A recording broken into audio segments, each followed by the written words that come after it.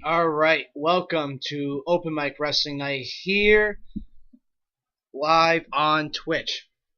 And if you're not listening into this live episode, which is Sunday, January 27th, 2019, it is Royal Rumble Day, post NXT TakeOver Phoenix, and we are live.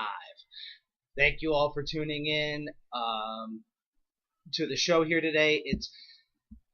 It's nice to get back into the swing of things in whatever which way possible. In case none of you knew or whatever, I unfortunately had to cancel Thursday because I had to put my little baby to sleep, my 13-year-old puppy. I don't care if you say, oh, well, he's lived a good life. No, to me, he was always a puppy, and he always would be, and he always will be. But either way, I had to do that. Unfortunately, he got really sick very fast, and it's been tough. I got, I was tempted to go on Friday to make up for Thursday, but I just couldn't do it. And I figured, why not come on today? Because it'll be post-takeover, pre-rumble. What better way to talk wrestling than after such an amazing event and before, arguably for many personal opinions, the best event of the year for some. For me, it's my favorite event of the year outside of WrestleMania. I have a lot of good memories with the Rumble, whether it be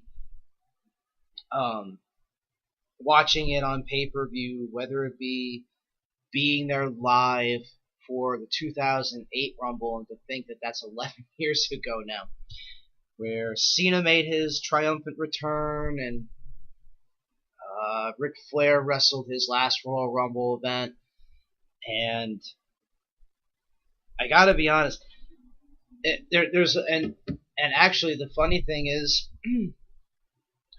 today actually would have been my mother's 62nd birthday, and in 2008 it was on the 27th as well, and we actually took her, me and a bunch of friends, took her with us when it was at the Garden for her birthday.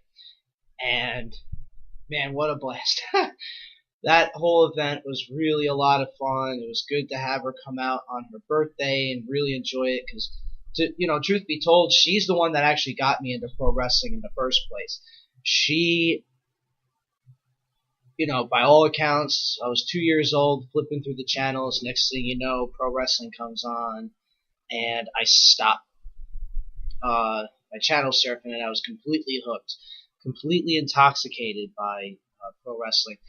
And from the time of that to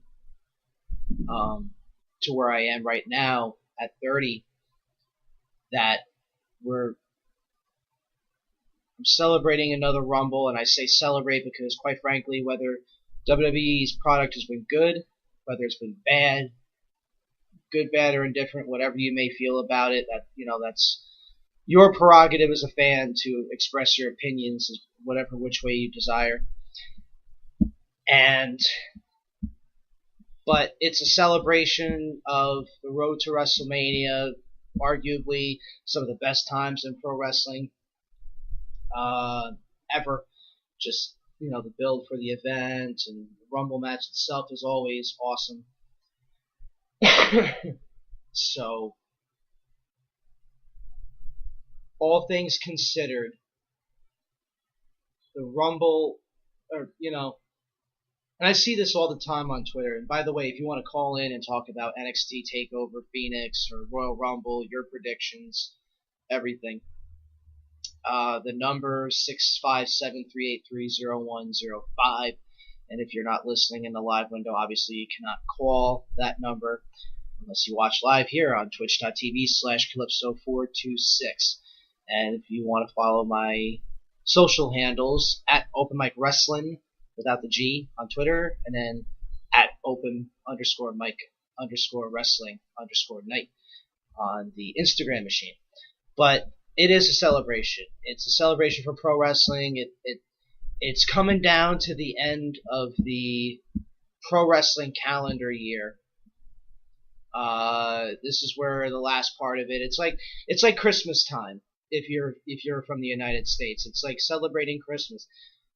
The road to Christmas, if you will, not to make it sound so cheesy in relation to wrestling, but it begins Thanksgiving Eve, I guess. Then, obviously, Thanksgiving Day, Black Friday, and you're getting all ready for the holidays. That's kind of what it's like. This is the pro wrestling fans' equivalent to Thanksgiving. Although you have an event or two in between Rumble and WrestleMania, but this is where that celebration of a year's worth of work for the men and women, not only you look at it from the WWE standpoint, and it's like, okay, yes, this is definitely the new year of pro wrestling. But at this, but I think in a lot of ways, a lot of wrestlers do celebrate that too, because there's a different feel in the air. Like, okay, this event has just finished, and now it's pretty much a whole new year for us. But no matter what comes through, AEW, whether other companies come through in pro wrestling, everybody will look at WrestleMania as the new year of the wrestling calendar. But this is exciting because we celebrate the beginning of the end of the pro wrestling year and into the new year with a lot of optimism, a lot of questions, a lot of guessing here. That not that that's different than any other day in the pro wrestling calendar, but it's an exciting time. You get bummed out like, oh, this Rumble wasn't good, that WrestleMania wasn't good. None of that matters in the grand scheme of things, because then after the day after WrestleMania, press start. And the road to WrestleMania, if you will, I guess began last night. I mean, today's official, but you have the full WWE weekend of events, whether it be, with TakeOver. And TakeOver Phoenix yesterday was so great. I've already watched it twice, like the full way through. I've watched TakeOver twice the full way through. TakeOver knocks it out of the park again. All the matches, for the most part, were pretty solid. The results were, I guess, as expected for a couple and not so much for others. And then it concluded with a incident that was an online exclusive through WWE, whether it be their YouTube, Twitter, WWE.com, anything. And it certainly raises questions for where they're going to go for NXT TakeOver New York, which is stupid, because this is one of those incidents where you should have. I mean, WWE's pockets are deep enough where I think you could go to New Jersey lawmakers and be like, hey, by the way, MetLife Stadium is hosting the WrestleMania event. Izod Center or Continental Airlines Arena or Meadowlands Arena, whatever you know it as. This would be a perfect place to host TakeOver. It's right next door. And the event, I mean, I've been to many a shows at that arena, including the rest of the Raw after WrestleMania 29, and that was insane. I can't even imagine knowing the shows that I've been there for, and that includes many live shows, that the atmosphere there for a takeover would have been absolutely nuts. I don't like that they're doing everything at Barclays. Obviously, with Ring of Honor running Madison Square Garden, they can't do that. They should have done it, which would have made a lot more sense.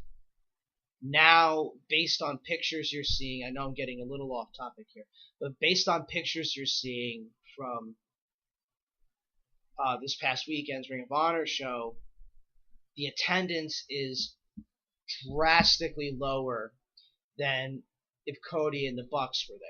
We'll get a little bit into that a little bit later. But it's really amazing that, okay, Ring of Honor is the first company outside of WWE to sell out or to run out of Madison Square Garden in God knows how long, let alone sell it out. And I think a lot of that sellout was based on the contingency that Cody and the Bucks would be there.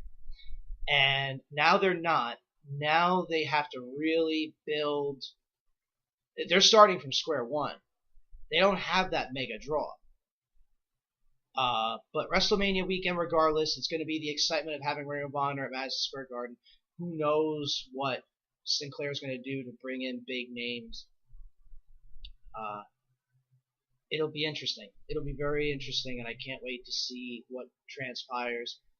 You can only imagine that the NWA World Championship is going to be defended there, which will be another great moment for the NWA as a whole, and Nick Aldis, if he's still the champion at that point, I would imagine he would be. Unless there's an injury in there somewhere. And, excuse me. And again, this time of year. But anyway, with TakeOver, I'll get into it in a little bit, because I'm going to take a little bit of a break here. But with TakeOver being every event, most of the time knocks it out of the park. Most of the time the events knock it right out of the park, and it was no different now. But it wasn't like that. I don't know how to explain it without sounding like, oh, you're that mark. But there was a match that fell short for me, strictly because even though it is NXT, it wasn't NXT-esque, and it really exposed a wrestler for their shortcomings. And I don't like to say that because I like this wrestler in particular, in which I'm kind of alluding to, but it is what it is. Not every match is going to be a 5-star match to to everybody's standards, which is okay because that's a wrestling show. There are going to be great matches. There are going to be those that kind of fell short, and a lot of that probably has to do with the excitement and everything of other matches that have gone around it. So it's, but this one, I'll get into it and I'll explain a little bit more in just a little while.